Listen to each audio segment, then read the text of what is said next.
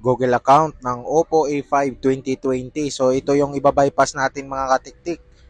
Ayan o, kung malimutan nyo yung Google account nyo, so ipapakita ko sa inyo ang pinaka-basic na pag-bypass.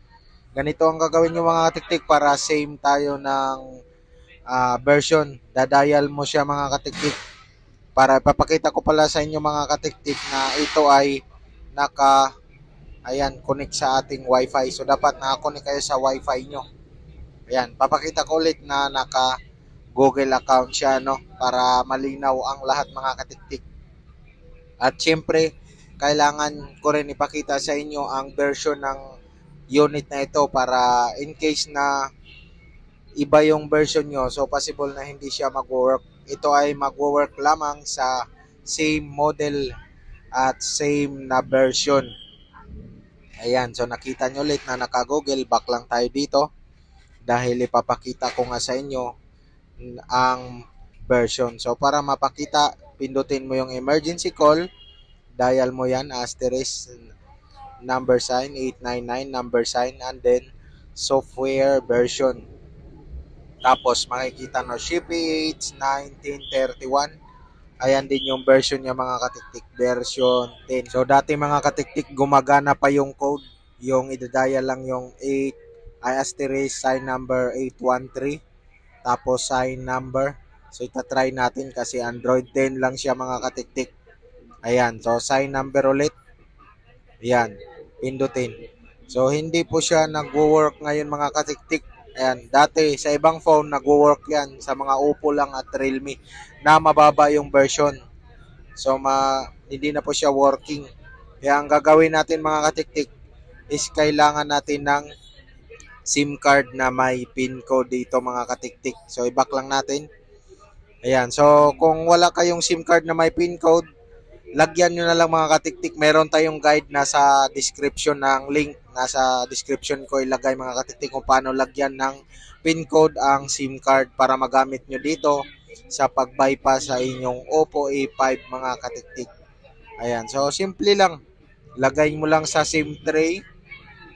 Tapos, pag nailagay mo na yan mga katiktik, isaksak mo lang siya, ganyan. Saksak mo lang siya sa yung Oppo A5.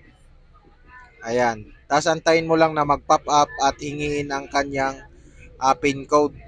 At kapag hiningi ng mga katiktik, hugot, eject mo lang ulit.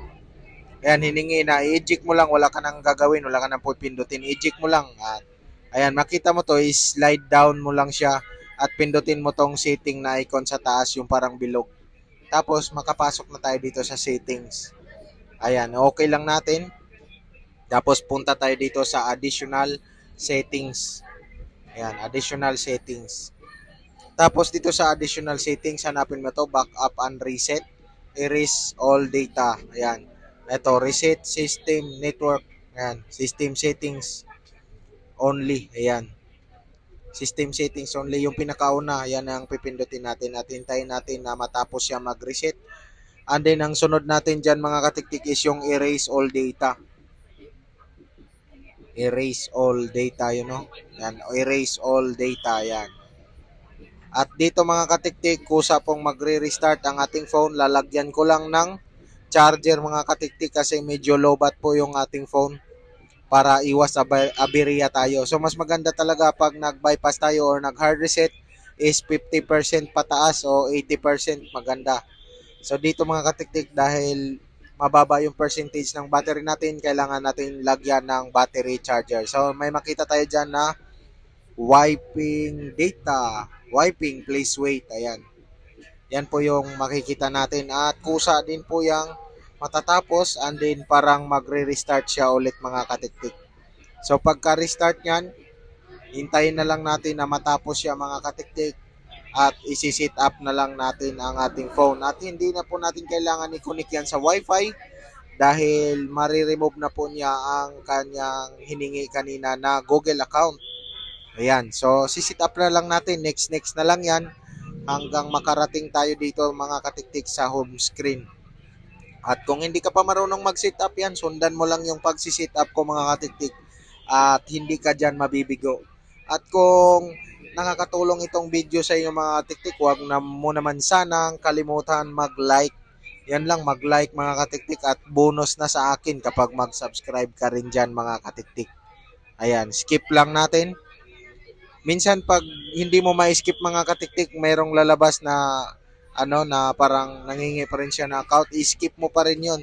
Skip lang ng skip at makapasok na tayo dito sa yan home screen mga katiktik. At muli, this is Claire Vance and this is your katiktik. Ayan, pumasok na po sa home screen ang ating binabypass na Oppo A5.